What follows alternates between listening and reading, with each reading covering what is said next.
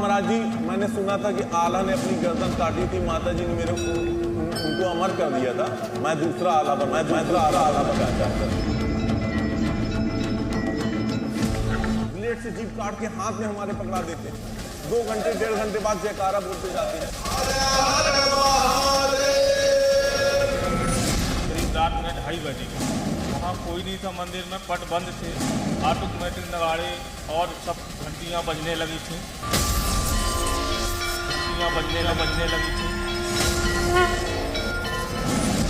में भी रात के 1:36 में चलते हुए देखा। जब पूजा सुबह पूछा तो बोले हमने नहीं चला।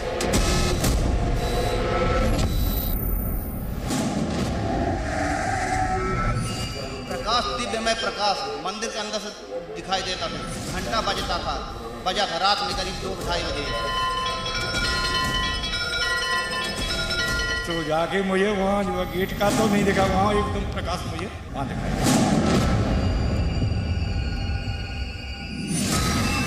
मां शारदा का सिद्ध दरबार, जहां होता है अद्भुत चमत्कार। अदृश्य शक्तियां करती हैं मां शारदा का श्रृंगार।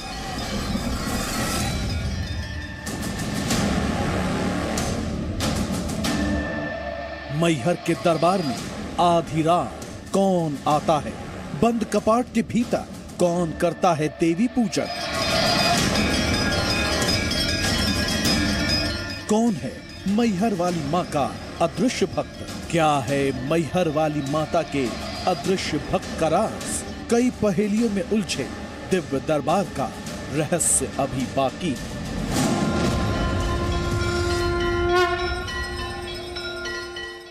नमस्कार, आप देख रहे हैं रहस्य अभी बाकी है। मैं हूं चंदन सिंह।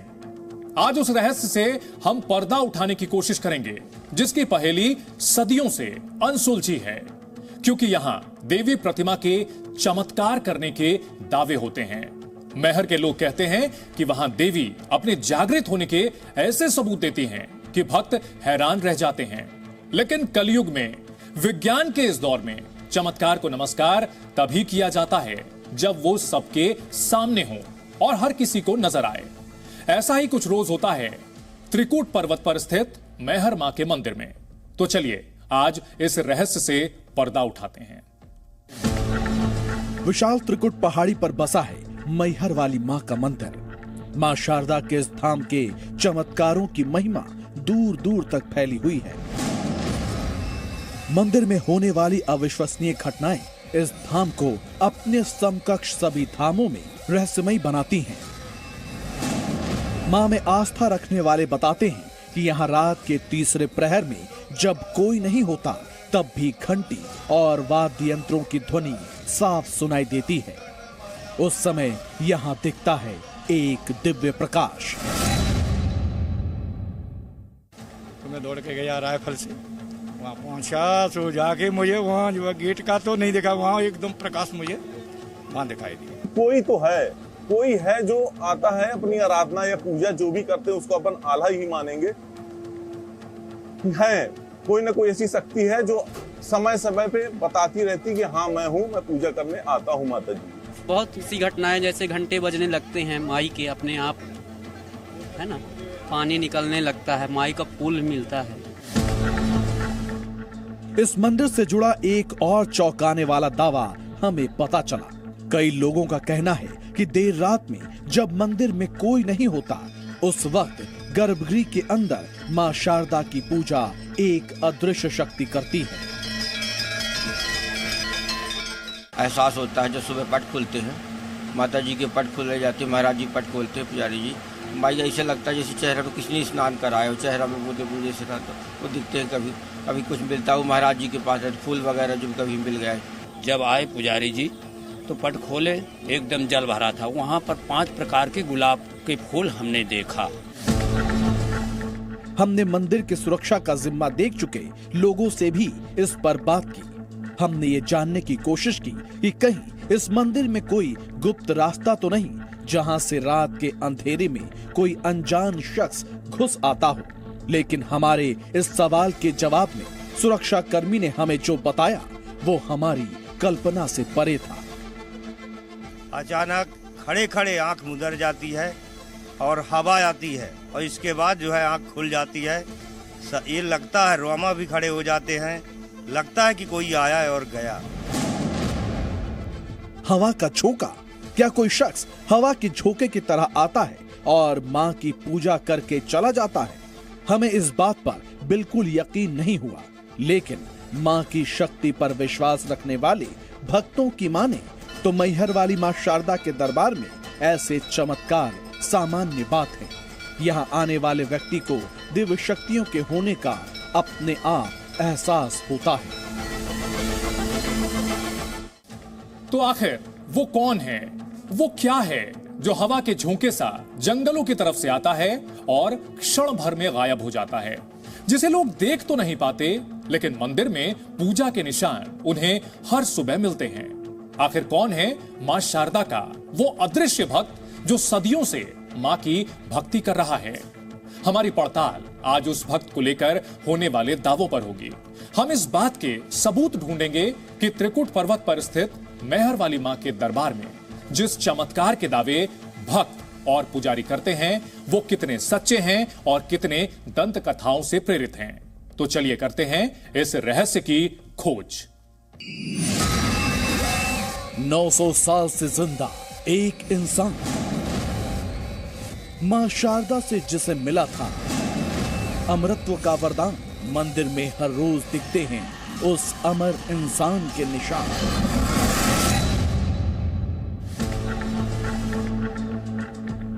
मैहर वाली मां के दरबार से जुड़े चमत्कार एक ऐसे भक्त की ओर इशारा कर रहे थे जिसकी दिव्य शक्ति को कई लोगों ने महसूस किया था।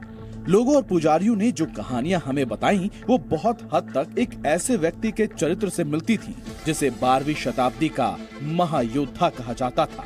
उसका नाम था आल्हा। आल्हा एक ऐसे शूरवीर थे जिन्होंने कभी कोई लड़ाई नहीं हारी। कहते हैं आल्हा की भक्ति से प्रसन्न होकर ही मां शारदा ने उन्हें अमरत्व का वरदान दिया था। मैहर के उसी मां शारदा के मंदिर में पहुंचे हैं जहां पे एक किंवदंती है कि बुंदेलखंड के जो योद्धा हैं वो यहाँ पर आकर पूजा करते हैं।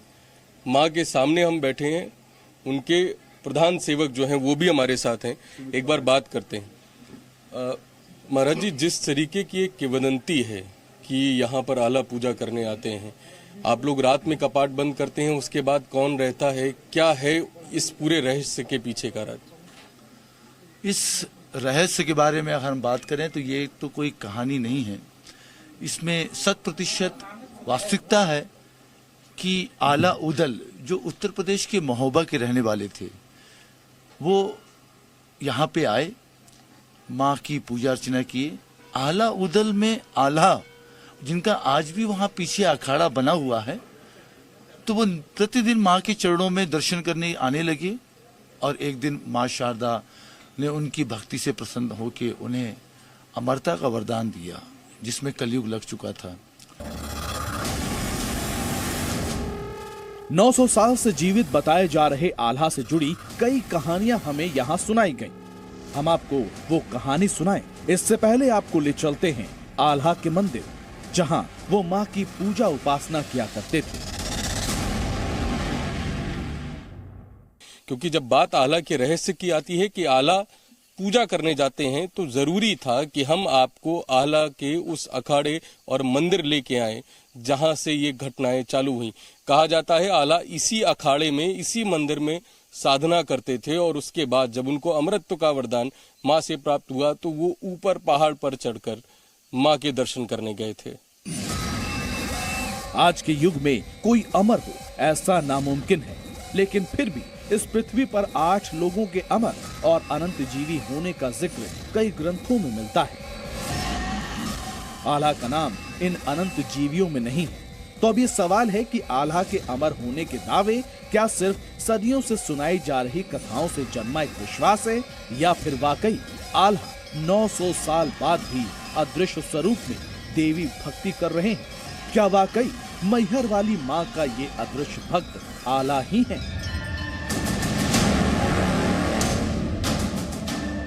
इसकी पड़ताल करने के लिए हम निकल पड़े उस मंदिर की ओर जो आस्था और विश्वास के साथ ही चमत्कार का सबसे बड़ा केंद्र है और वो है त्रिकूट पर्वत पर स्थित मैहर वाली मां का दरबार।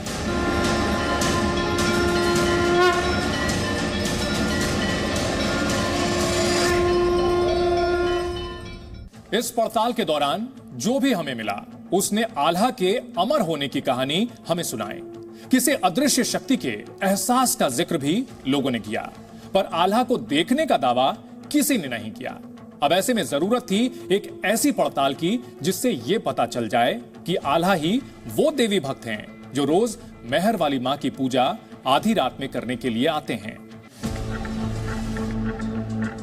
आल्हा के आने से जुड़े दावों को परखने का और उसके प्रमाण देखने का एक ही जरिया बचा था और वो था कि हम खुद मंदिर में होने वाले चमत्कार के दावों के साक्षी बने।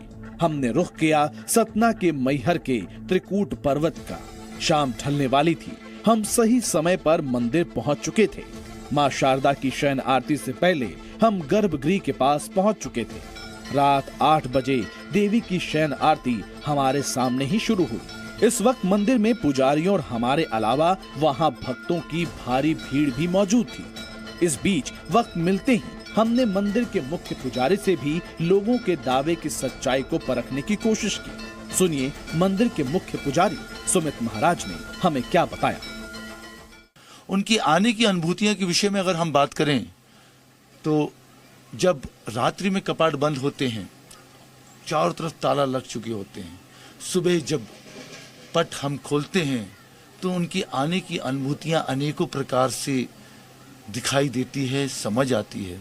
वह अंदर कुछ चहल पहल दिखाई दी, नीचे जल दिखाई दिया, बुझी हुई बाती दिखाई दी, अद्भुत फूल प्राप्त हुए।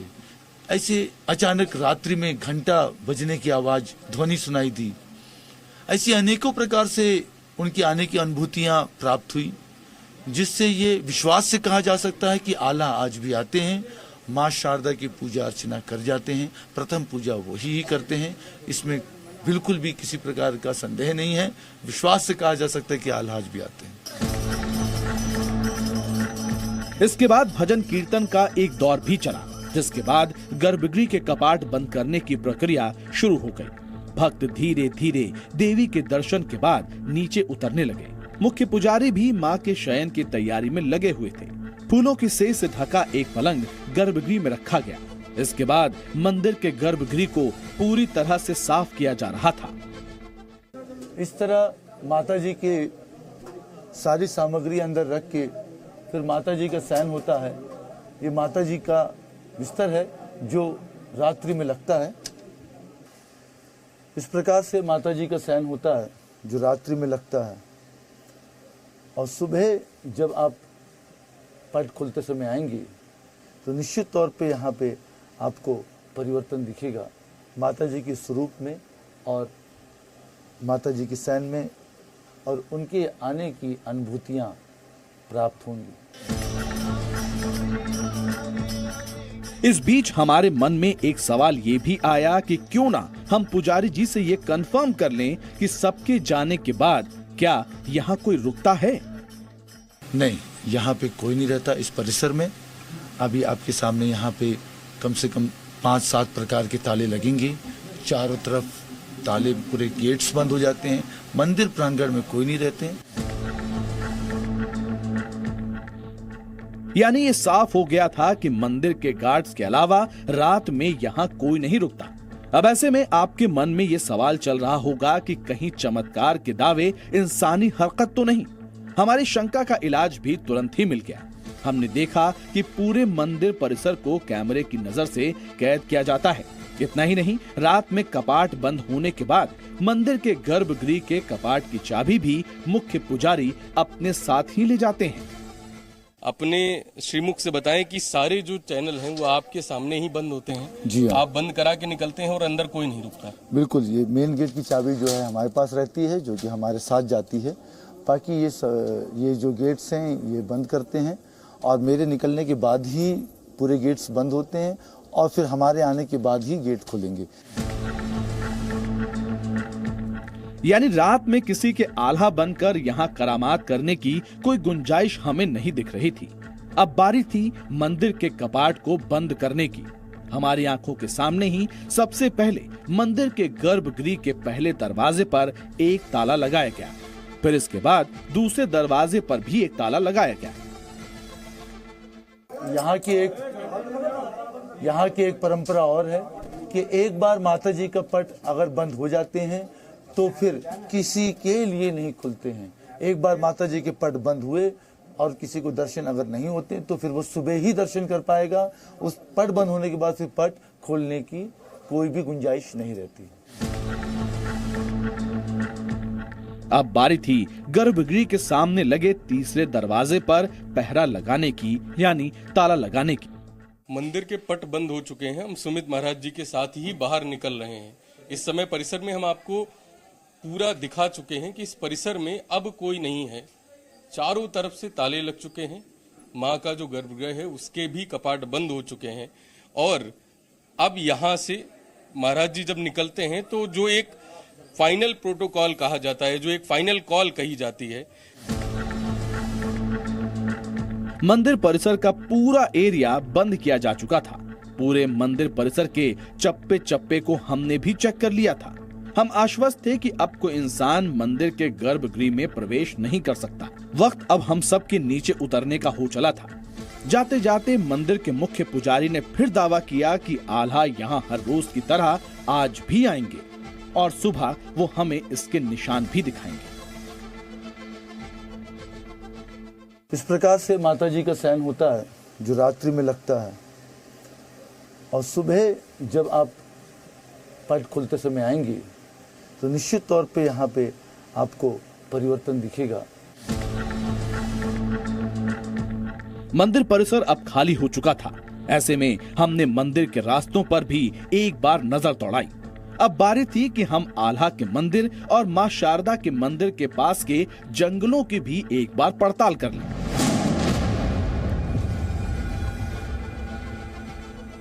रात काफी हो चुकी थी। हमारे अलावा इलाके में दूसरा कोई इंसान हमें नजर तो नहीं आया। अब ऐसे में रहस्य से पर्दा तो अगली सुबह ही उठने वाला था।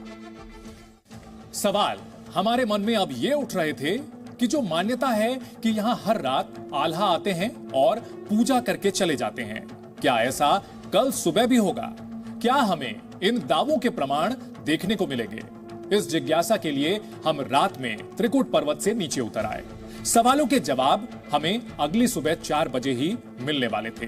तो मंदिर के कपाट खुलने के बाद हमें क्या दिखा? क्या वाकई चमत्कार के दावों का सबूत हमारे सामने था, या फिर हमारा सामना किसी और ही हकीकत से हुआ? मां शारदा के दरबार में अगली सुबह जो हुआ वो हैरान करने वाला था। आप भी देखिए।